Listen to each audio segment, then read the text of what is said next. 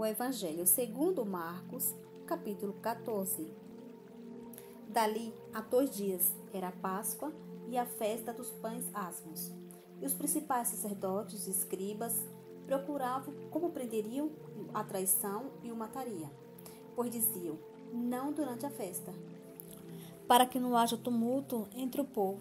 Estando ele em Betânia, reclinada à mesa na casa de Simão, o leproso, veio uma mulher trazendo um vaso de alabastro, com preciosíssimo perfume de nardo puro, e quebrando o alabastro, derramou o bálsamo sobre a cabeça de Jesus. Indignaram-se alguns entre si e diziam, para que esse desperdício de bálsamo? Porque esse perfume poderia ser vendido por mais de 300 denários e dar-se aos pobres. E murmuravam contra ela. Mas Jesus disse, deixai-a, porque a molestais. Ela praticou boa ação para comigo, porque os pobres sempre os tendes convosco, e quando quiserdes, podes fazeres bem, mas a mim nem sempre o tendes. Ela fez o que pôde. Antecipou-se a ungir-me para a sepultura. Em verdade vos digo, onde for pregado todo mundo o Evangelho, será também contado o que ela fez, para a memória sua.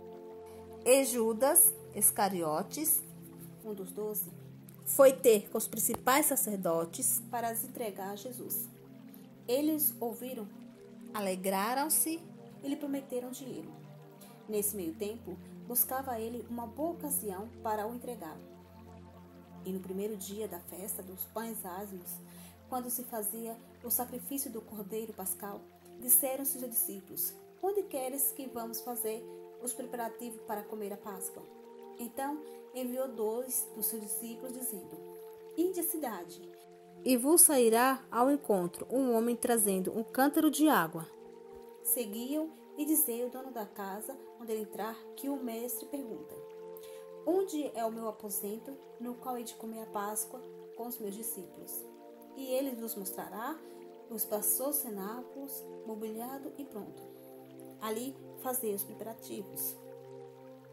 Saíram, pois, os discípulos, foram à cidade e, achando tudo como Jesus nos tinha dito, prepararam a Páscoa.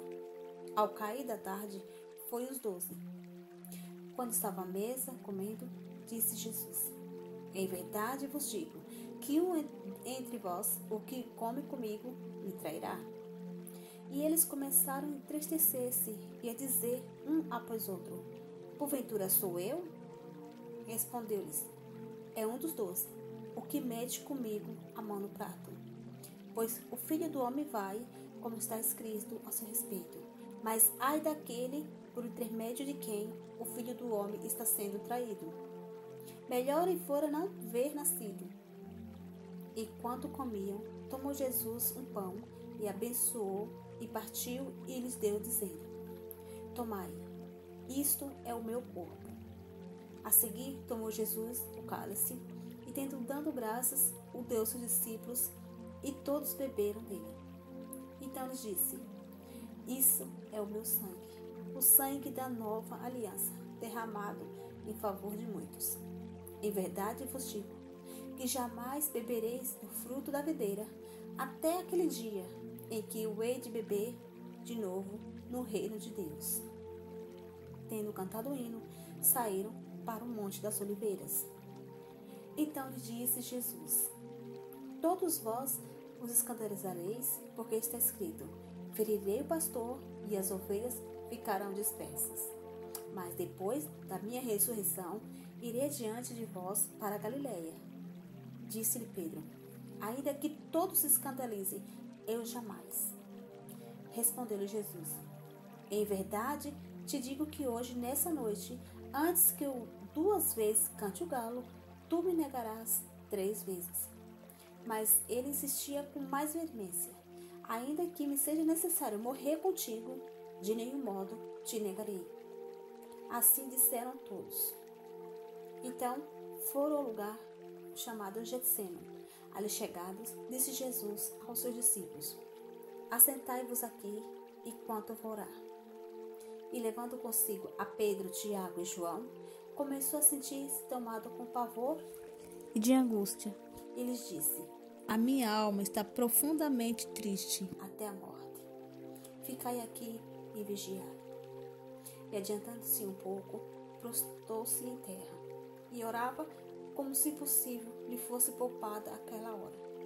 E dizia: Abba, Pai, tudo te é possível. Passa de mim este cálice.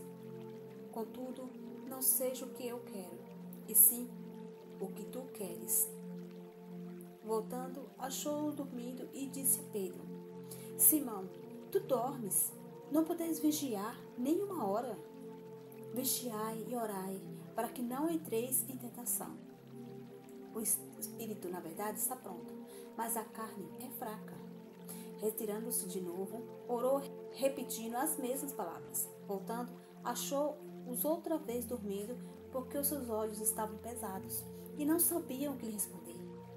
E veio pela terceira vez e lhe disse: Ainda dormis e repousais?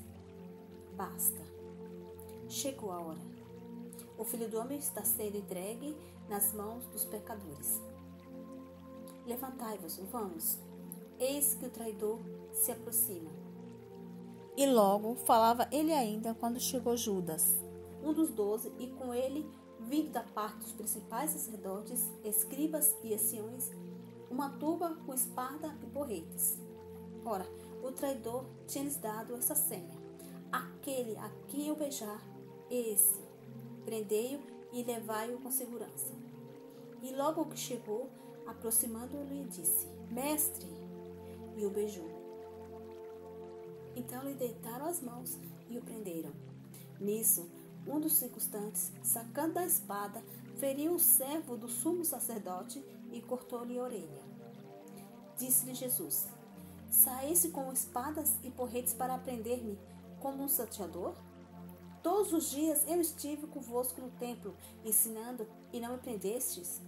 Contudo, é para que se cumpra as Escrituras. Então, deixando, todos fugiram.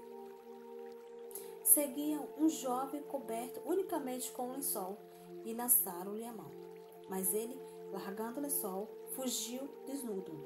E levaram Jesus aos sumos sacerdotes e reuniram-se todos os principais sacerdotes, os anciãos e os escribas. Pedro seguiram de longe até o interior do pátio do sumo sacerdote e estava sentado entre os serventuários, aquentando-se ao fogo.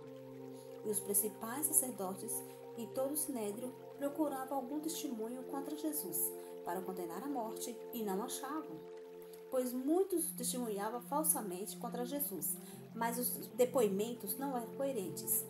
E levantando-se alguns, testificaram falsamente, dizendo: Nós o ouvimos declarar: Eu destruirei esse santuário edificado com mãos, e em 3 dias eu construirei um outro, não por mãos humanas. Nem assim o testemunho deles era coerente. Levantando o sumo sacerdote no meio, perguntou a Jesus: Nada responde o que esse depõe contra ti? Ele, porém, guardou silêncio e nada respondeu.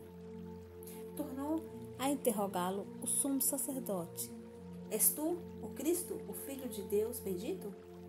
Jesus respondeu: Eu sou. E vereis o Filho do Homem assentado à direita de Todo-Poderoso e vindo nas nuvens do céu. Então o sumo sacerdote rasgou as suas vestes e disse: Que mais necessidade temos de testemunha? Ouviste a blasfêmia? Que vos parece? E todos julgaram o réu de morte. Puseram-se alguns a cuspir neles e a cobrir o rosto, a lhe dar-lhe murros e a dizer-lhe: Profetiza! E os guardas o tomaram a bofetadas. Estando Pedro embaixo do pátio, veio uma das criadas dos sumos sacerdotes e, vendo a Pedro, que se aquentava, fixou-o e disse: Tu também estava com Jesus, o Nazareno. Mas ele o negou, dizendo: Não conheço, nem compreendo o que dizes. E saiu para o prender. E o galo cantou. E a criada viu, tornou a dizer aos circunstantes: Este é um deles. Mas ele outra vez o negou. E pouco depois, os que ali estavam disseram a Pedro: Verdadeiramente és um deles, porque tu também é Galileu. Ele, porém, começou a praguejar e a jurar: Não conheço este homem de quem falais? E logo cantou o galo pela segunda vez. Então Pedro se lembrou da palavra que Jesus dissera: Antes que 2 vezes cante o galo, tu me negarás 3 vezes. E caindo em si, desatou a chorar.